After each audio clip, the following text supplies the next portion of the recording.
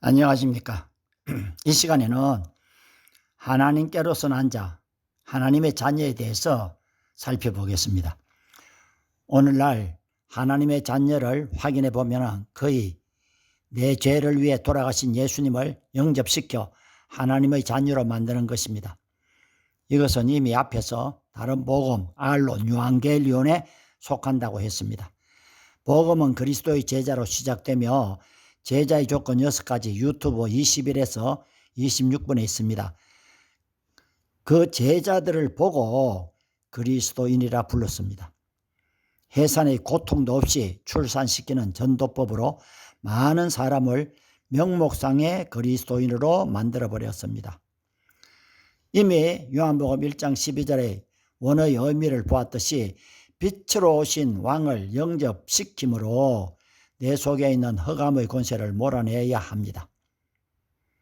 이같이 깨끗해진 내 심령에 하나님 나라가 임함으로 왕이신 그리스도께서 마귀의 일을 멸하시고 그리스도의 통치를 받는 자가 될 때 하나님의 자녀의 권세, 하나님의 자녀의 권세입니다. 받는 것입니다. 왕이신 그리스도가 계시지 않는 심령은 하나님의 자녀라고 하면 되지 않지요. 왜냐하면 세상은 마귀들이 시시때때로 믿는 자들을 유혹해 넘어지게 하기 때문입니다. 주님은 이것을 먼저 그의 나라와 그의 의를 구하라 말씀하셨고, 세례 요한은 회개에 합당한 열매를 맺으라고 했고, 베드로는 회개하고 세례받고 죄사함을 얻으라고 했습니다. 이 세 가지 표현의 결론은 회개와 세례를 받아야 하나님 나라와 그의 의가 나에게 임하는 것입니다. 역시 회개에 합당한 열매를 맺으면 하나님 나라와 그의 의가 임하는 것입니다. 죄사함이 일어나야 하나님 나라와 그의 의가 나에게 임하므로 이 해산의 고통을 거쳐 하나님 자녀로 나는 것입니다. 오늘날 교회에 나오는 모든 사람들은 하나님의 자녀라고 확신을 심어주지만 하나님께로서 난 자가 아니라면 결코 출생한 것이 아닙니다. 전도나 신입, 교인, 성경 공부를 통해 하나님의 자녀라고 인식을 시킴으로 출생 없이 하나님의 자녀가 된 그들은 명목상의 하나님의 자녀일 뿐입니다. 제가 많은 성도들에게 예수님 어디 계신가 물어보면 거의 다 자신의 마음에 계신다고 했습니다. 그래서 그럼 주님이 마음에 계신 증거는 무엇입니까? 했더니 대답을 듣지 못했습니다. 이것은 상당히 심각한 문제입니다. 왜냐하면 교회가 그렇게 가르쳤기에 그 가르침이 잘못되었다고 하면은 오히려 이것이 잘못된 것이 아닌가 할 것입니다. 그러나 잘못 세뇌된 것은 쉽게 버리지 않습니다.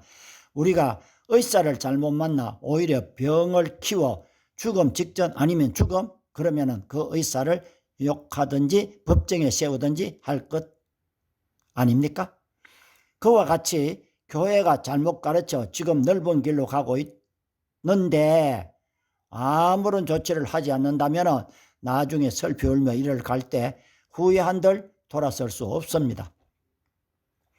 우리는 예수님을 영접해 하나님의 자녀가 되었다는 것 외에 아는 바가 없습니다. 하나님의 자녀는 거듭난다. 요한복음 3장의 말씀을 그걸 바로 알아야 됩니다. 우리의 육신도 부모의 DNA를 받아 태어나잖아요. 그럼 하나님께로부터 태어나려면 역시 물과 피와 성령으로 태어나야 합니다. 이것은 예수님의 피가 우리에게 들어오면 죄사함이 일어남으로 이것을 통해서 거듭나는 것입니다. 예수님을 영접해 하나님의 자녀가 되었다는 확실한 성경의 가르침이 어디에 있습니까? 사람이 만든 교리입니다. 빛으로 오신 왕을 영접하는 자에게 하나님의 자녀가 되는 권세를 준다. 이게 성경의 원어의 가르침입니다. 그러므로 성경에서 말하는 하나님의 자녀가 누구인지 확실한 말씀들을 찾아보아야 합니다. 어린이로부터 어른들까지 거의 대부분이 하나님의 자녀입니까? 라고 질문하면은 아멘이라고 다 대답하잖아요.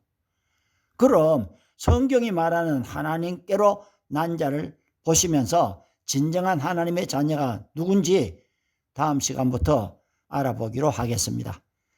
감사합니다. 다음에는 하나님의 자녀 두 번째로 말씀을 나누겠습니다.